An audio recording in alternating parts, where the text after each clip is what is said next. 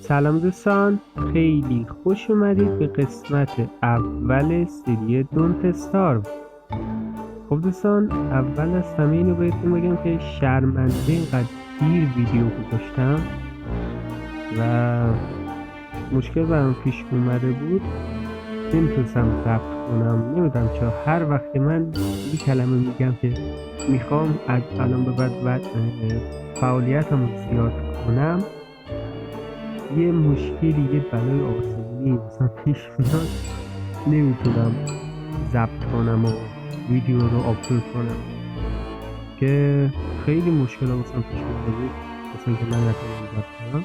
البته یه دونه ویدیو همین دونتستا بود آپلود کردم، ولی بعد از اون که آپلودش کردم یه مشکل واسه گوشیم پیش اومد که کلا کل چیزام به فنا رفت کردم. ولی حالا تونستم خیلی از چیزها رو برگردونم، مثلا تونستم حداقل مپ‌های ماینکرافتی رو برگردونم و این مپ‌های بعضی از مپ‌ها رو تونستم برگردونم. بعد مپ دونت استارو هم هست شده بود، یعنی یه دونه ویدیو آپلود کردم ازش ولی اون هست شده بود و الان دوباره بازی رو نصب کردم و ویدیو رو خودم حذف کردم از داخل کانال و ویدیوی جدیدی رو گرفتم که مثلا سریمون دوباره از اول شد. فرق نمیکنه، تو دوباره از اول شروع میکنه. حالا بگذاریم بریم سراغ بازی. چند تا مود نصب کردم واسش که مودها اینا هستن. استفاده مود زیاد استفاده میکنم ولی تغییر آنچنانی به بازی نمیدم، صرفا واسه بهتر اجرا کردن، یا بعضیشون هم مثلا اجباری هن که مثلا نقصه این نسخه‌ای که دارم رو پر میکنن.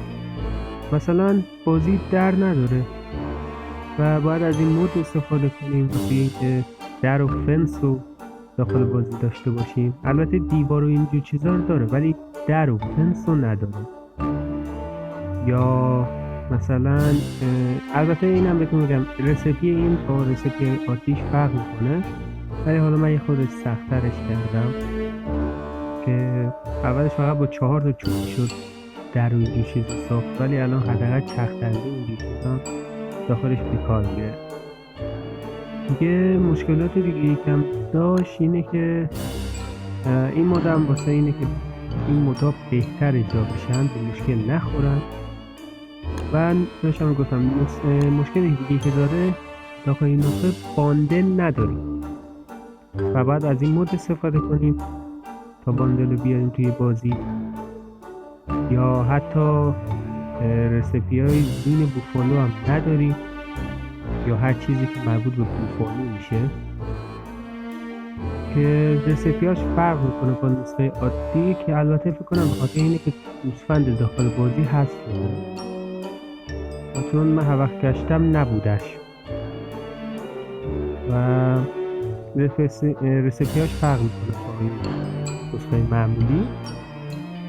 ولی حالا دیگه مجبوریم اینو، دیگه نمیشه رسیپیشو تغییر بدیم دیگه. حالا بقیه مودها هم دیگه داخل بازی بهتون نشون میدم که چه کارایی میان و بریم که مپ رو بسازیم. خب از همین الان بهتون گفته باشم دیگه، از ریاکشن میخوام شروع کنم. شیپلکت زیاد بلد نیستم، تنها چیزی که میدونم جزیره‌ایه و با یه قایق میتونیم بسازیم و بریم جزیره ها رو پیدا کنیم. فقط در این حد. الان اینم ریاف جاینت رو شروع میکنیم، چون ریاف جاینت رو حداقل تونستم تموم کنم. در واقع بازی که تموم نمیشه ولی مثلا 1 سالش رو تونستم بگذرونم. کاراکترهای زیادی داره بازی، اما من میخوام همین کاراکتر اول بازی رو بگیرم، ویلسون، که نه کارایی خاصی داره نه نقطه ضعف خاصی، کاملا معمولیه. و مپم یه کوچولو تغییر میدم.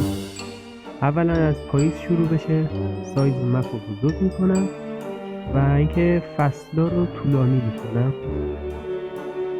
دلیل خاصی هم دارم، اینه که توی بازی میخوام بیشتر بچرخم برای اینکه بازی دیرتر تموم بشه و دیگه این دریاچه کوچیکا رو میخوام تغییر بدم، تعدادشون رو کمتر کنم چون کارای آنچنان خاصی ندارن داخل بازی، فقط باشون میشه ماهیگیری کرد و اینا و نمیشه هم جابجاش کرد. بیشتر وقتا هم جاهای بدی اسپان میشن، یعنی تو کل یه مپ خیلی خوب پیدا کردی اینا قشنگ آن وسط این جای خوب اسپان شدن. خب دیگه تغییرات دیگه نمیدیم، بریم بازی رو شروع کنیم.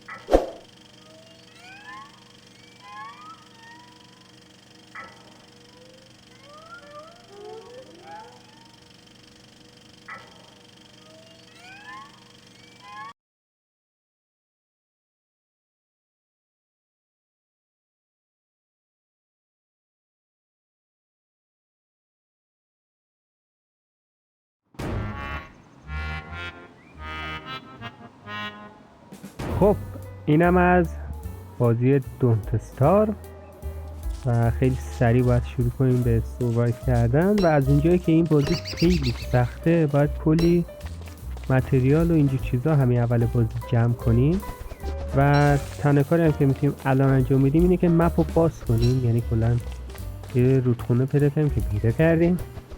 حالا دیگه کنار همین رودخونه حرکت میکنیم تا مسیرمون تموم بشه.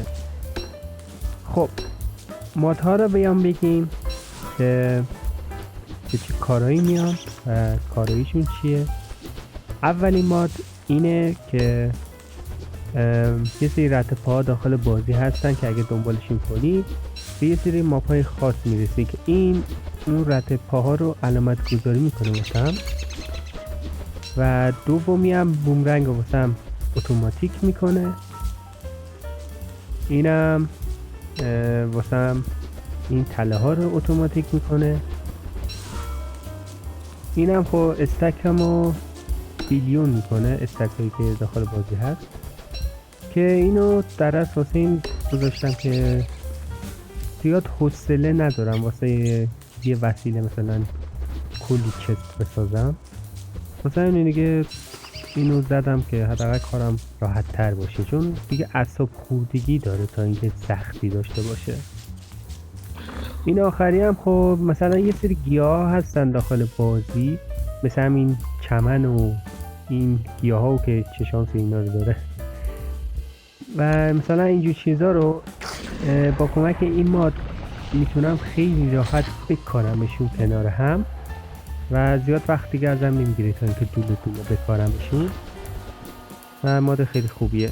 اینم خب جای خوبی افتاده توی صحرا، ببینم نقشه ببینم کجا افتادی.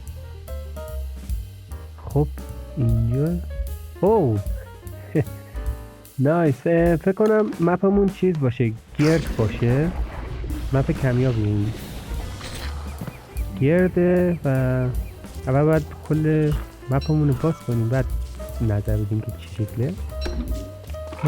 امیدوارم که گرد باشه چون معمولا این مپای گرد چیزای بزرگی دارن، بیسای بزرگی دارن مثل ساخت ساز و کاری که دیگه میتونیم انجام بدیم اینه که اگه بتونم وسط راه بیلونجی چیزا درست کنم این بوتای توتا رو واسه خودم جمع میکنم همشونو، یعنی یه دونه بوته هم نمیذارم، همه رو جمع میکنم.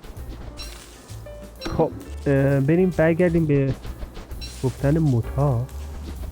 خب این دوتا رو خودی که توضیح دادم به چی کاری میان و این مودم به این کار میاد که همین فرمول هایی که الان رفتم واسه اینا رو علامت گذاری میکنه. البته یه نوع شیفرکتیش هست که یه نوع دیگه هم داخل شیفرکت هست که اونم حتی علامت گذاری میکنه، این خوبه. و این مودم خب فصل و اینجور چیزا رو واسه نشون میده یا جون و اینجور چیزا هم حتی کامل نشون میده، حتی دمای بدن و بعضی وقتا هم جون ماپا رو نشون میده واسم که البته یه مود دیگه واسش نصب کردم که جون ماه‌ها رو نشون میده، چون این زیاد دقیق و واضح نشون نمیده. این مود آخرم برای این استفاده میکنم که چیزهایی که داخل صندوق هستن و یعنی وسایلی که داخل صندوق هستن و دیگه حتما نیازی نیست بیارمشون تو جیبم و ازشون استفاده کنم، همون داخل صندوق باشن میتونم با این مود ازشون استفاده کنم. یه دونه جون اضافه این بالا مونه، این پایینه که تموم کردم برم بازش کنم. و اینا کلا 2 تا داخلشون داخل بازی هست، کلا داخل کل مپ. و اگه پیداشون کنی خود دیگه میتونی یک بار داخل بازی ببینی. در اصل این بازی یه جوری هاردکور حساب میشه که اگه بمیری کلا میمیری، یعنی مپ و چیزات حذف میشه کلا. ولی خب اگه اینا رو فعال کنی، سنگایی که الان بالا الان فعالش میکنیم و اگه 2 تا از داخلشون هست، اون 2 تا رو اگه فعال کنی خود دیگه میتونی 2 بار داخل بازی بمیری.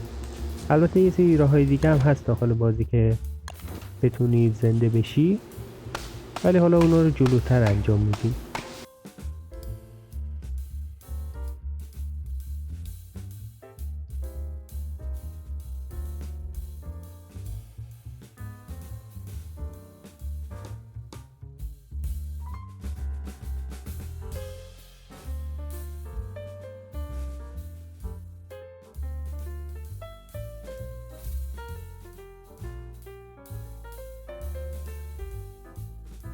خب این همون جون اضافه‌ایه که بهتون گفتم، فعالش کنیم. الان دیگه میتونیم حداقل یک بار داخل این بازی بمیریم و زنده بشیم. این کلای خوکش هم به کار میان کنارش هستن، ولی خب الان وسیله‌اش رو نداریم که بتونیم اینا رو بکنیم، چون سنگ لازم داره. و وقتی سنگ به دست آوردم خود دیگه میام اینجا میکنمشون. خب برگردیم به ادامه مودها.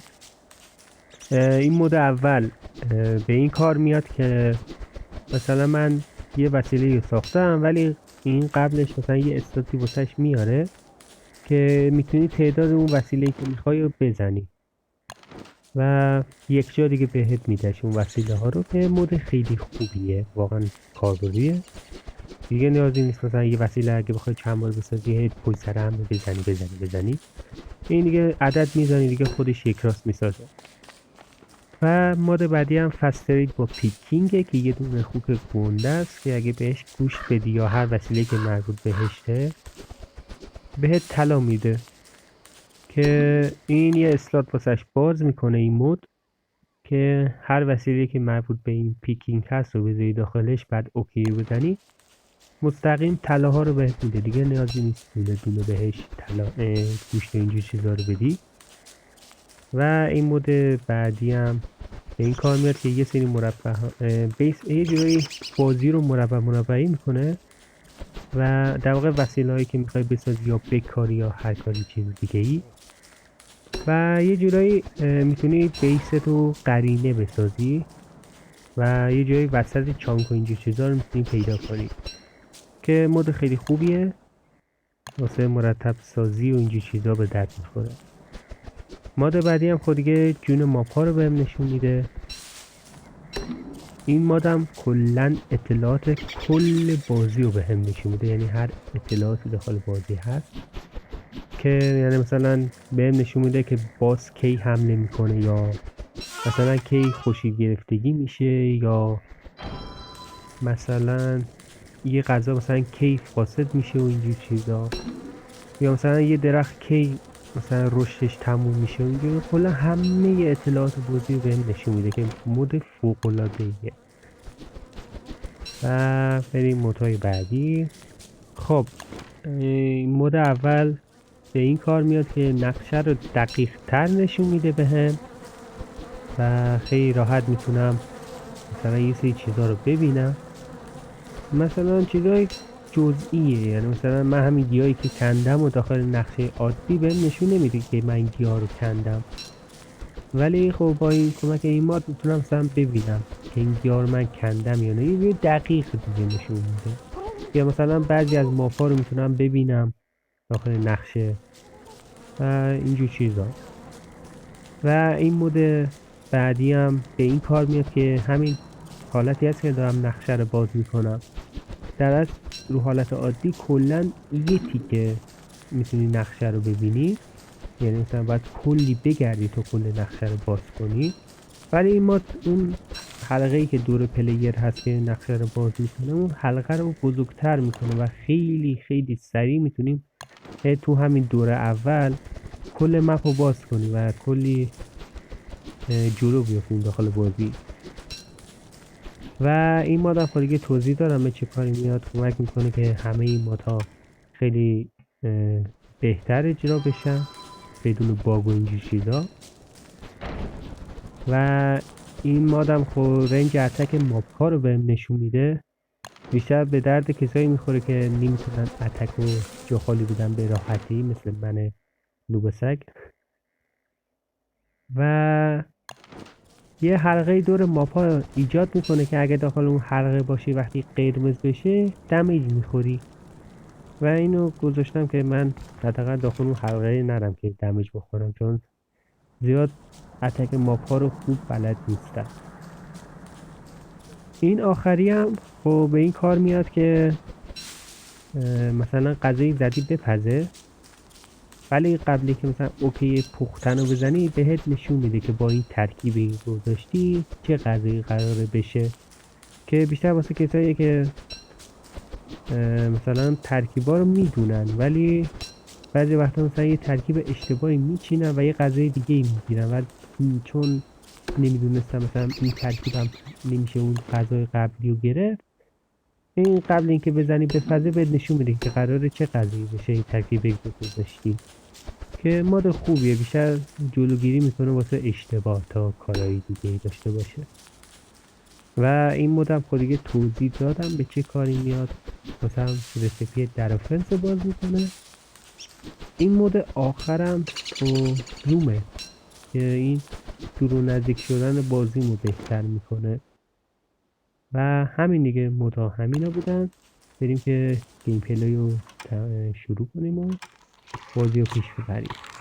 خب اینا نگفتم بهتون، بازی 3 تا چیز داره، سلامت این چیزا که اولی خود جونه، دومی سلامت مغزه که یه جورایی استرس و اینجور چیزا حساب میشه، و غذا هانگرمون که هانگرمون خیلی داخل این بازی مهمه، چون اگه کم بشه دمیج میخوریم و اینا، و غذا هم خیلی کم پیدا میشه داخل بازی، یعنی باید کلا همین روزهای اولای بازی فقط تمرکزمون روی وسیله جمع کردن و غذا جمع کردن باشه، که بهترین کار اینه که همینجوری داری میچرخی داخل مپ، یعنی اول فقط کلا مپ رو باز کنی، همینجوری که میچرخیم دیگه خودش غذا میرسه، یعنی کلا اینجوری نیست که بازیش یه جا وایسی و فقط وسیله جمع کنی و اینو، باید کل مپ رو باز کنی بعدش دیگه شروع کنی به چیز ساختن و اینجور چیزا. و سلامت مغزم که اگه کم بشه، یعنی بیاد سطح صفر اینجور چیزا، یه سری توانما میزنیم که یه سری روحا میان سراغمون و اون روحا میتونن خیلی راحت ما رو بکشن. و دیگه بازی هم خود دیگه 4 تا فصل داره که ما الان از فصل پاییز شروع کردیم که یه جورایی آسون ترین فصل حساب میشه، در واقع آسون ترین که نه، یه جورایی اتفاق زیادی داخلش نمیفته، این اتفاقات خاص و سختی داخلش نداره، که بهترین فصل واسه اینکه بتونی مپ رو راحت باز کنی و خیلی راحت بچرخی داخل مپ. و کلا هم اولین فصل بازی هیچ باسی نداره، یعنی تو هر فصلی بذاری کلا اولین فصلش هیچ باسی نداره و بعد حتما 1 سال بازی بگذره تا فصل بعدیش بیاد. و اینکه 4 تا فصل و آخر هر فصلی هم یه دونه باس میاد، که فصل بعدی که زمستونه دیو کلابس میاد سراغمون که ما باید از همین الان خودمون آماده کنیم واسه اون. البته اون قدر سخت نیست باسش، صادقانه بخوام بگم. البته مثل من اگه از این اتک رنج استفاده کنی زیاد سخت نیست، وگرنه باس خیلی قوی هم هست. ولی خب اگه این مادو داشته باشین خود راحت اتک رنجش رو بفهمی، خود دیگه خیلی راحت میتونی شکستش بدین. البته بعضی وقتا هم خودم میتونستم بدون این مادم شکستش بدم و تنها باسیه که اتک رنجش کامل میدونم. ولی بقیه باس های خیلی سختی هستن. یا مثلا باس بهار یه دونه قازه که گوزنه و اگه مثلا نکشیش و یه چند باری چند روزی از اسپانش بگذره تخم میذاره. ولی خب خود شکست دادن باس زیاد سخت نیست، بیشتر اون بچه هاشن که تخم میذاره و وای میسی تا در بیان و شکست دادن اونا خیلی سخت تره. البته یه راهی داخل یوتیوب دیدم که یه راه خیلی ساده هست و تو همین سریمون انجامش میدیم و امیدوارم که جواب بده. اگه جواب نده باید به همون شیوه کلاسیک برم سراغشون، یعنی دونه دونه بکشم چون که خیلی سختی ها داره. ولی اگه جواب بده دیگه خیلی کارمون راحت میشه. آخرین فصل هم خود تابستونه که یه جای سخت ترین فصل بازی حساب میشه و حتی سخت ترین باس بازی رم داره. البته داخل این ری آف جاینت، چون نسخه شیپرک باسای مخصوص خودشه داره. ولی خب من یه راهکار، 2 تا راهکار دارم واسه شکست دادن این باس آخر که حالا وقتی فصلش رسید بهتون میگم که چی شکل باید شکستش بدیم. و دیگه همین دیگه، حرف زیادی نمیزنم، بریم که کل مپ رو باز کنیم و ببینیم که بیسمون چه شکل هست.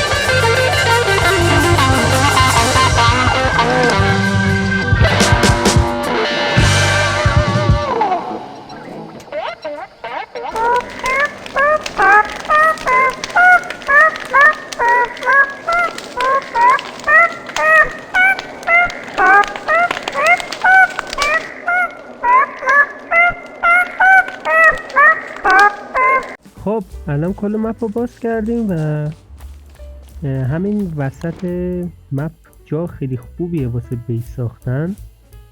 ما دقیقا همین جایی که هست جا خیلی خوبیه، بزرگه و کلی کارا میشه داخلش کرد و دیگه احتمالا دیگه همونجا رو بکنم بیس اصلیم، چون کلی جا واسه بیلد کردن داره و میتونم خیلی راحت هر چیزی که دلم بخواد اونجا بسازم. و از این بوتو هم خود دیگه تونستم 251 جمع کنم در کل، که البته فکر کنم چند تایی هم حالا جا گذاشته باشم احتمالا توی نقشه، که حالا اونا هم دیگه جلوتر به دست میاریم. یعنی کلا بخوام کل مپ هم کامل بگردم دیگه حالا اونا هم پیدا میشن بین بقیه نقشه ها. ولی حالا میخوام تو همین وسط بیسمو بسازم، وسط همین زمین، چون جای خیلی خوبیه، بزرگه و هر چقدر که دارم میخواد میتونم بیلد کنم و چون از رودخونه دوره داخل زمستون به مشکل نمیخوریم با پنگوانا. همین وسط میسازم بیسمو و الان تنها کاری که باید بکنم اینه که بزنم هرچی گرس و با سپلینگ اینجا هست و همه شو بکنم و نزدیک 225 تا گرس میخوام با 225 تا هم سپلینگ، که با این مادی که دارم هم این گیاه ها رو یه جا میکاره واسم خیلی راحت میتونم همه رو توی یه چانک مشخصی بکارمشون و به مشکل نمیخورم. حالا تنها کاری که میتونم انجام بدم اینه که بیام همین وسط مرکز دقیقش رو پیدا کنم و اونجا بیسم رو بسازم.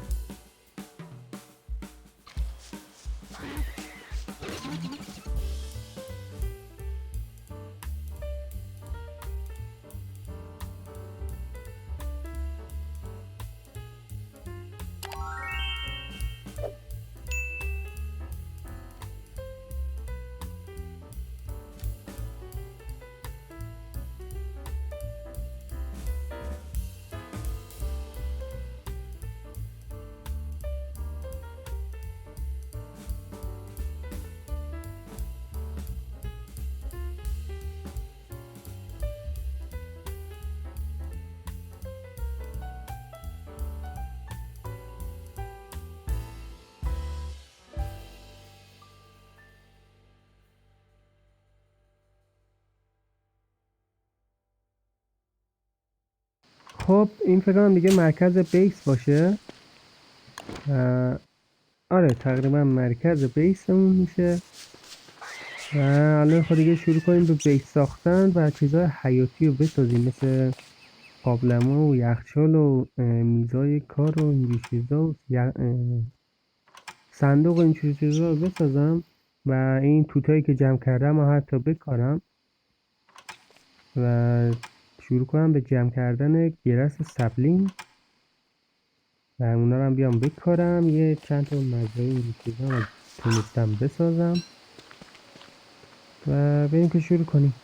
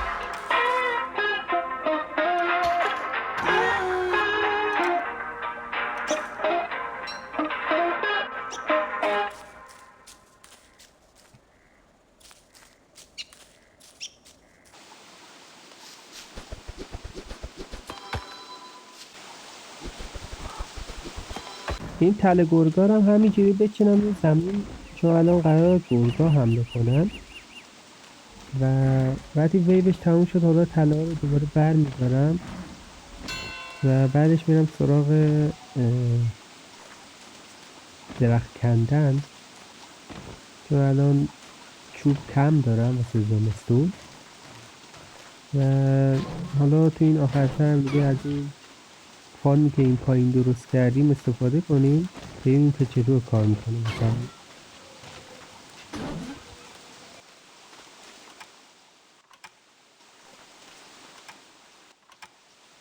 این دستگاه بسازیم، حالا بعدا به کار میاد واسه جادوگری.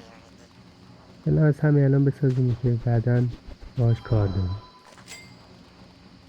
این فار اینطوری کار میکنه، یه دونه تمش برمیداریم میذاریم وسط این فار، بعد دیگه شروع میکنیم به برداشت همه این بوته ها که این باعث میشه بوقلمون اسپان بشه و همه بوقلمون جذب این تمش که اون وسط میشن و تا قبل اینکه ظهر بشه میتونیم بریم سراغ بوقلمون و بکشیمشون و گوشتشون به دست بیاریم که این بهترین راه واسه به دست آوردن غذا همین اولای بازی، چون همین بوته ها بهمون غذا میدن، همین بوقلمون خوری که از گوشتشون میتونیم استفاده کنیم و واسه اولای بازی خیلی خوبه.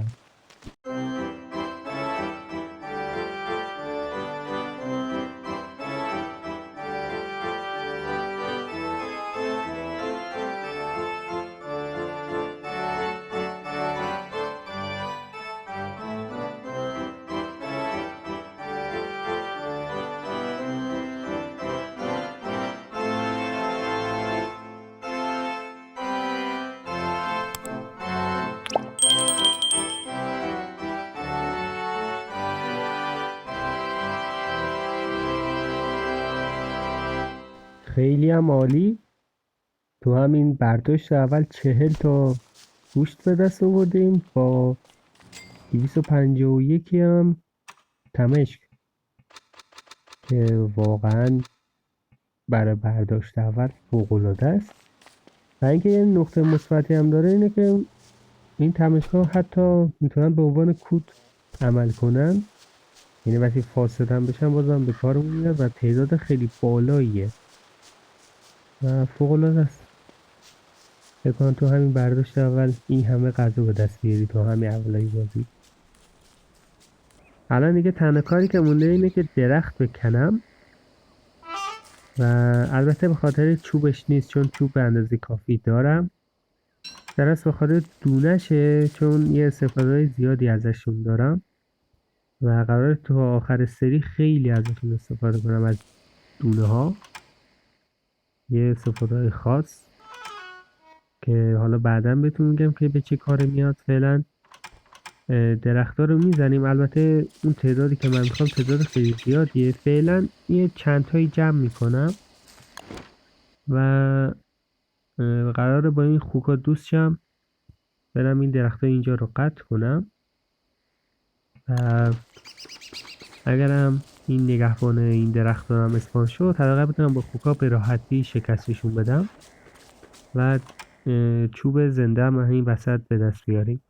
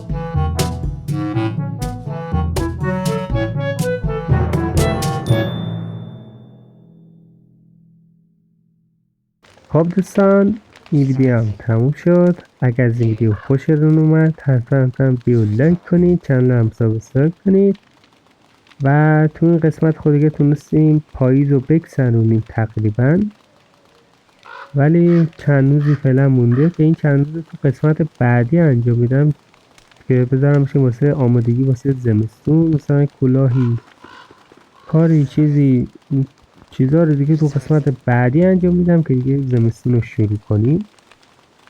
و اینکه شرمنده اینقدر دیر ویدیو گذاشتم، حالا دیگه سعی میکنم حداقل اگه شانس داشته باشم و مشکلی پیش نیاد حداقل 3 روزی یک بار ویدیو میذارم و فعالیتم حداقل بهتر میکنم به نسبت این چیزی که الان هست. امیدوارم که خوب پیش بره و بتونم ویدیوها رو سریعتر آپلود کنم و دیگه حرف خاصی ندارم. تا ویدیوی بعد، خدا نگهدار.